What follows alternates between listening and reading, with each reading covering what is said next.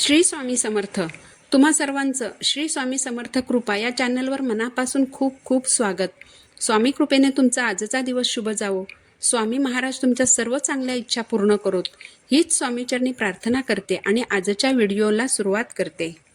24 मे 2024 वार गुरुवार. या दिवशी आलेली आहे वैशाख पौर्णिमा. या दिवशी अगदी छान योग जुळून आले आहेत. म्हणजे एकतर पौर्णिमा आहे, गुरुवार आहे, त्याचबरोबर गुरु आदित्य योग आहे, शुक्र आदित्य योग आहे आणि गजकेसरी योग या दिवशी जुळून आले आहेत.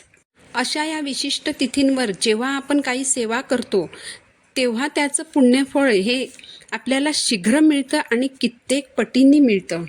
पौर्णिमा तिथी 23 मे रोजी बुधवारी संध्याकाळी 6:49 सुरू होईल आणि 24 मे रोजी गुरुवारी संध्याकाळी 7:22 समाप्त होईल.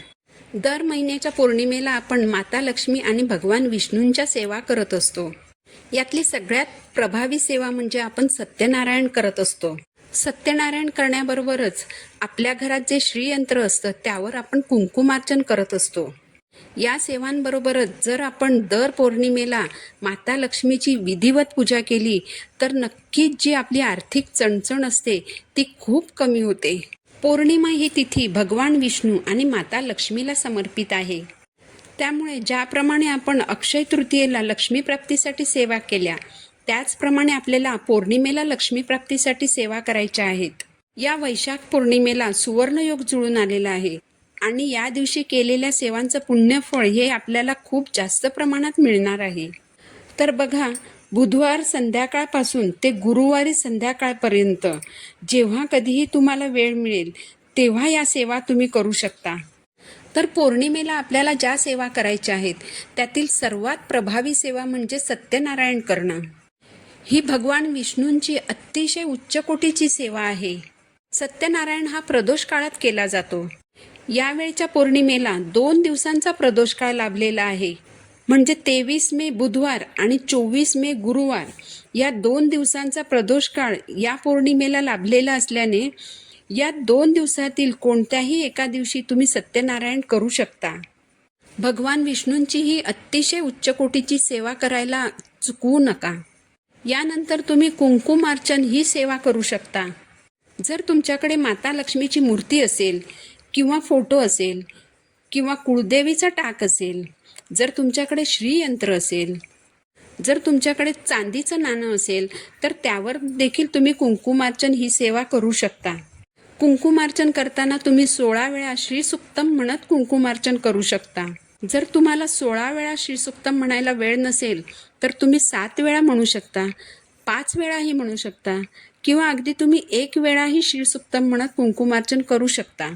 1 वेळा श्रीसुक्तम म्हणत कुंकुमार्चन करणार असाल तर ते फलश्रुती सहित म्हणायचं आहे. श्रीसुक्तम म्हणताना तुम्हाला प्रत्येक ओवीनंतर नमो नमः असं म्हणायचं आहे आणि नमो नमः असं म्हणत असताना कुंकू श्रीयंत्रावर किंवा लक्ष्मीच्या फोटोवर अथवा मूर्तीवर अर्पण करायचं आहे. फलश्रुती म्हणताना कुंकू अर्पण करायचं नाही, हात जोडायचे. हे जर तुम्हाला शक्य होणार नसेल तर तुम्ही ओम ऐं ह्रीं क्लीं चामुंडाय विच्चे हा मंत्र म्हणत कुंकुमार्चन करू शकता.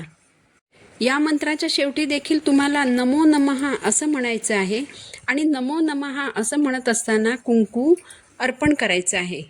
हे सुद्धा जर शक्य होणार नसेल तर तुम्ही फक्त ओम श्री महालक्ष्मी नमः नमो नमः असं म्हणतही कुंकुमार्चन करू शकता. नंतर 1 वेळा व्यंकटेश स्तोत्र म्हणायचं. ज्यांना संस्कृतमध्ये म्हणायचं असेल त्याने संस्कृतमध्ये म्हणा, ज्यांना प्राकृतमध्ये म्हणायचं असेल ते प्राकृतमध्ये म्हणू शकतात.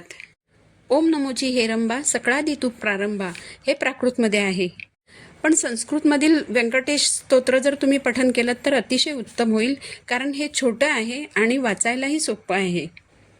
यानंतर विष्णू गायत्री मंत्र आणि लक्ष्मी गायत्री मंत्र म्हणायचा आहे. तुम्हाला शक्य असेल तर तुम्ही 108 वेळा म्हणजेच 1 माळ या दोन्ही मंत्रांचा जप करू शकता. तुमच्याकडे जर कमळगट्ट्याची माळ असेल तर त्यावर या दोन्ही मंत्रांचा जप तुम्ही केलात तर ते अतिशय फायद्याचं ठरतं. यामुळे माता लक्ष्मी प्रसन्न होते. पण तुमच्याकडे जर तेवढा वेळ नसेल तर तुम्ही 16 वेळा विष्णू गायत्री मंत्र म्हणा. ओम नारायणाय विद्महे वासुदेवाय धीमहि तन्नो विष्णू प्रचोदयात. नंतर 16 वेळा लक्ष्मी गायत्री मंत्र म्हणा. ओम महालक्ष्मीचे विद्महे विष्णू पत्नीचे धीमहि तन्नो लक्ष्मी प्रचोदयात. यानंतर 16 वेळा कुबेर मंत्र म्हणायचा आहे.